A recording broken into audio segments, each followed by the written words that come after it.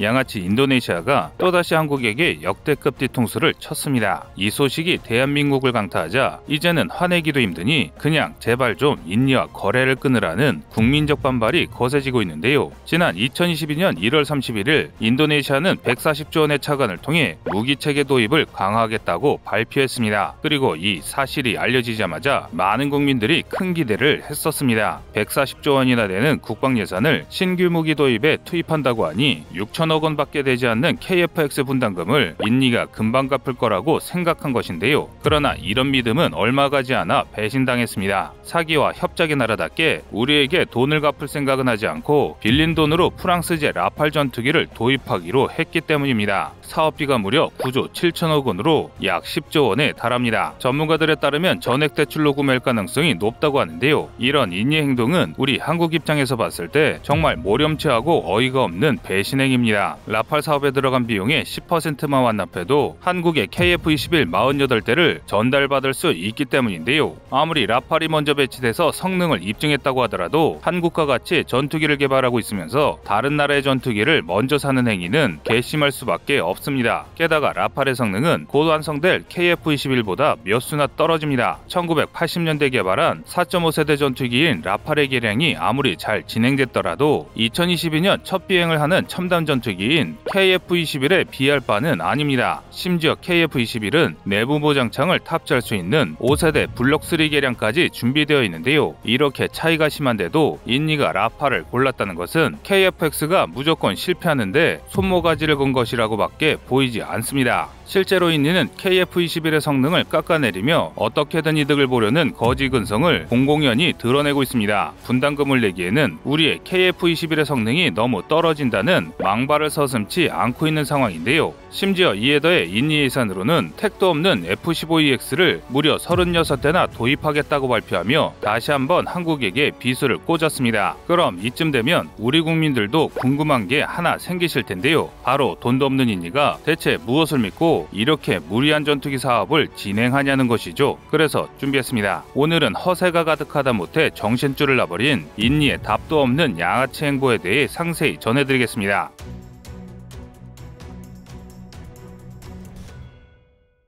인니의 폐악질이 갈 때까지 간 것 같습니다. 이제는 말도 안 되는 ROC를 내세우며 망상에 가까운 주장을 펼치고 있습니다. 지난 1월 26일 인도네시아 현지를 방문한 강은호 방사청장에게 인도네시아의 프라보우 국방장관이 인니의 잠수함 전력 증강이 절실하다며 한국이 도움을 달라고 간청했습니다. 그런데 황당한 건 말과 행동이 판이하게 다르다는 것입니다. 사실 인니는 아직도 2019년에 계약된 1400톤급 잠수함 3척의 선수금조차 내지 않고 있습니다. 심지어 한국의 잠수함이 썩었다며 막말을 일삼고 있는데요. 더 황당한 건 그 말을 한 당사자가 한국의 도움이 절실하다고 말한 프라보어 국방장관이란 것입니다. 프라보어는 한국산 잠수함은 90일 이상 자망할 능력이 없다며 한국에게 잠수함 건조를 맡길 수 없다는 논조의 이야기를 펼친 적이 있습니다. 게다가 최근에는 프랑스에게 스코르펜급 잠수함 2척을 구매하고 싶다며 프랑스 네이발 그룹과 협상을 진행하기도 했습니다. 이 때문에 대한민국은 발주한 잠수함을 건조할 도크를 확보했다가 크게 낭패를 받고 추가 사업을 진행하지 못해 관련 기업들이 큰 손해를 입고 있습니다. 이건 정말 상도덕은커녕 기본적인 개념조차 상실한 개막장 외교입니다. 특히 인니가 주장한 90일 항해는 말도 안 되는 트집입니다. 재래식 잠수함이 90일 이상을 자망하기 위해서는 잠수함의 흡입관과 배기관을 수면에 내놓은 스노클 상태를 유지해야 하는 데다 유류와 식량 등을 계속 보급해야 합니다. 그런데 이렇게 스노클 상태를 유지하면 대잠 헬기의 추적을 피할 수 없게 됩니다. 애당초 2022년 현재 세계 최강 자망 기록을 가진 재래식 잠수함은 도산 안청호급 1번함 도산 안청호가 2020년에 세운 20일입니다. 즉 프라보어가 말한 90일 자망 능력이 없어 한국산 잠수함의 성능이 부족하다는 이야기는 그야말로 말도 안 되는 멍멍이 소리라고 할 수 있습니다. 그렇다면 인도네시아는 도대체 왜 이렇게 말도 안 되는 헛소리를 하며 생떼를 부리는 것일까요? 전문가들에 따르면 인니가 이렇게 억지를 부리는 데는 한국의 능력을 깎아내려 협상 상상력을 확보하려는 저열한 심리가 숨어 있다고 전합니다. 한마디로 자기들이 한국과 비빌 수준이 되지 않으니 한국의 능력과 기술을 평가절하해 수준을 맞추겠다는 고약한 심보라는 것이죠. 이 사실이 알려지자 대한민국에서 양심도 없고 능력도 없는 인니를 그만 손절하고 서둘러 새로운 국방 파트너를 찾아야 한다는 국민적 공감대가 형성되고 있는데요. 그런데 이런 급박한 상황 변화에도 불구하고 인니 정부의 태도는 그다지 변화가 없습니다. 한국의 사과를 하기는커녕 자기들이 한국과 같은 군사강국이 됐다는 망상에 빠져 있을 뿐인데요. 하지만 인니의 착각과 달리 인도네시아의 현실은 비참하기 그지없습니다. 2022년 현재 인니의 군사력은 GFP를 기준으로 세계 15위에 달하며 병력 역시 60만에 이릅니다. 겉보기로는 꽤 그럴싸해 보이는데요. 그러나 편성된 장비를 살펴보면 한심하다 못해 웃음조차 나오지 않습니다. 무기를 국산화할 능력이 사실상 전무하며 그나마 있는 외산 장비조차 마구잡이식 도입으로 인해 엉망진창입니다. 일례로 육군을 살펴보면 독일의 레오파르트 2, 프랑스의 AMX-13, 영국의 스콜피언 90 경전차 등 온갖 전차를 되는 대로 도입해 운영 중인데요. 이렇게 무기를 섞었으면 설령 같은 규격의 탄을 사용하는 국가의 장비를 사용하더라도 결국 정비성과 경제적인 측면에서 최악일 수밖에 없습니다. 예를 들어 인니가 운용하는 영국산 스콜피언 90 전차와 한국산 타란툴라 장갑차는 같은 코케릴사의 90mm 주포를 사용합니다. 그래서 탄약 호환이 잘 되는데요. 하지만 그 외 부품은 전혀 호환이 되지 않습니다. 이렇게 되면 당연히 정비 소요가 폭증하면서 전력을 유지하는 데 심각한 지장이 발생하는데요. 이는 평시라면 몰라도 전시에는 정말 심각한 문제가 될 수 있습니다. 하지만 인니군부는 이런 문제를 전혀 고려하지 않고 있습니다. 특히 공군은 가히 짬통 속 음식물 찌꺼기처럼 여러 무기가 혼재된 마구리입니다. 미제 F5, F16, F18 전투기와 러시아제 수호-27, 수호-30을 같이 운용하고 있고 이제는 KF-21과 라팔 F-15EX를 같이 운용하겠다는 헛소리를 늘어놓고 있는데요. 이런 군수 편제는 그냥 전쟁을 안 하겠다는 말이나 다름없습니다. 해당 전투기들은 각기 다른 미사일과 부품을 사용하므로 가동률을 유지하는 것이 불가능하기 때문입니다. 이게 얼마나 심각한 문제인지는 우리의 부끄러운 과거사로 쉽게 알 수 있는데요. 바로 대한제국 군대해산 사건입니다. 1907년 일제가 대한제국의 군대인 진위대와 시위대를 해체한다는 말도 안 되는 발표를 했습니다.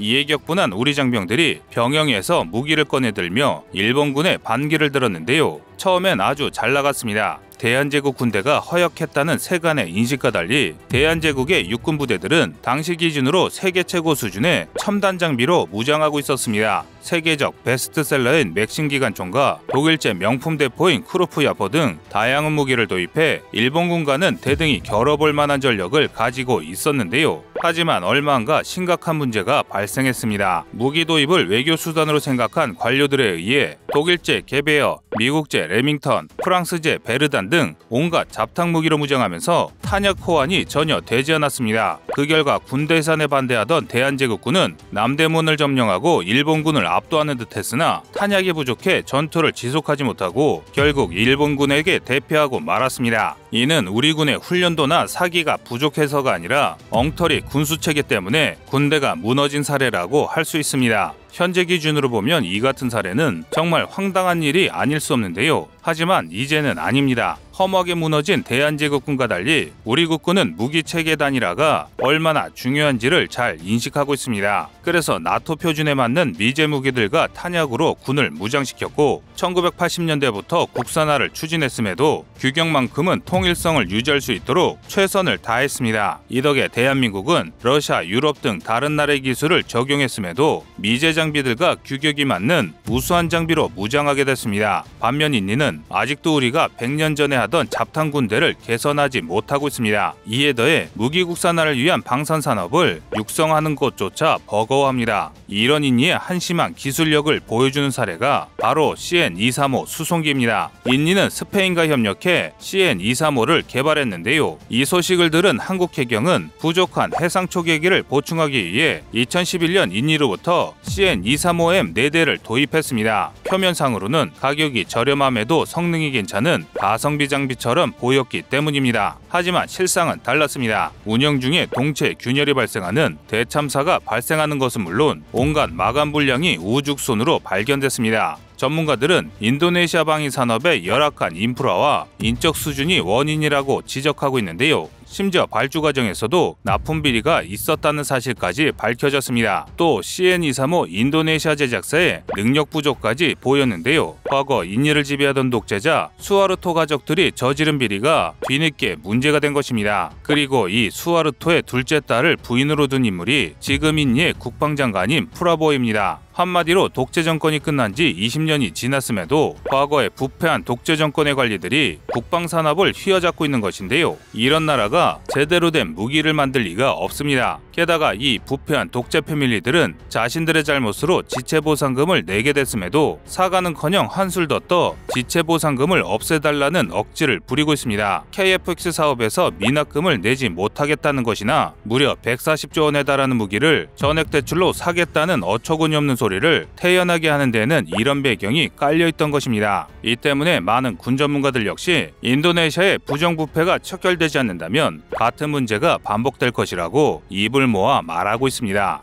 마침 인니가 일본의 8척의 모가미급 호위함을 전액 대출로 사고 싶다며 일본에게 언질했다고 하니 패급 동맹인 인니를 일본에게 양보하는 것도 좋을 것 같습니다. 인니가 척당 5천억 원이나 하는 호위함을 무려 8척이나 대출로 산 뒤 과연 갚을 수 있을지 모르겠지만 만약 인니가 정신 못 차리고 세계를 상대로 이런 말도 안 되는 빚더미를 계속해서 늘린다는 것은 인니에게 채권을 가진 한국, 미국, 프랑스, 일본이 그들의 빚을 돌려받기 위해 채권 추심 동맹을 결성하는 웃긴 상황이 발생할 수도 있을 것입니다. 여러분의 생각은 어떠신가요? 안녕하세요, 꺼리투브입니다. 여러분의 가부나 성원에 힘입어 군사무기에 관심 없는 분들도 쉽게 이해하실 수 있는 대한민국의 육해공 군사무기의 숨은 비하 이야기를 책으로 엮었습니다. 하루 종일 검색해도 절대 찾을 수 없었던 비밀스러운 내용을 이제 책으로 만나보세요.